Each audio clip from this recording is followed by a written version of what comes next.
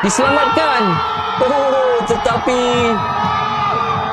follow up yang dilakukan.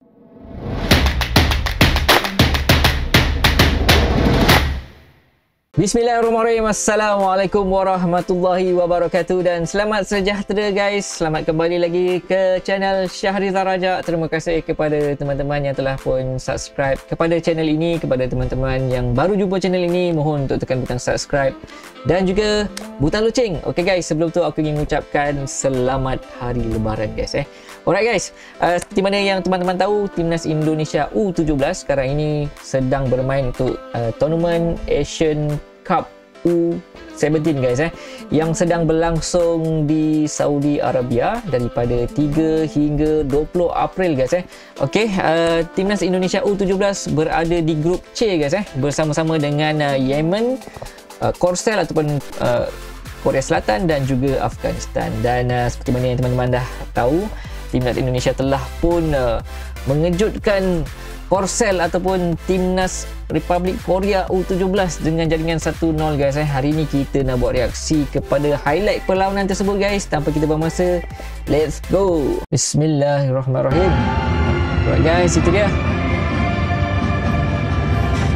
Indonesia versus Korea Republic Asian Cup U17 2025 guys dia Timnas Indonesia mengenakan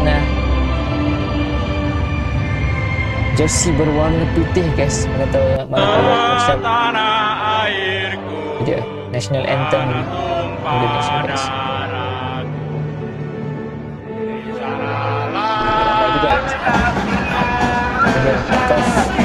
Korsel berwarna merah. Ini dia suasana di baru 10 minit guys stadionnya. Kita nak lihat bagaimana kan jaringan tu pula hasilkan. Ini dia. Adakah ini golnya guys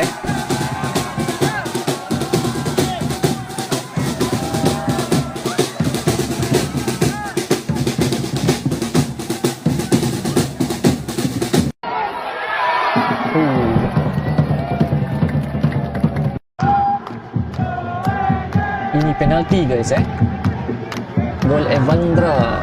Minit 90 plus 1 guys Wow, betul-betul plus minit gol guys di masa kecederaan. Wow, ini kita lihat jaringannya Evandra 1-0.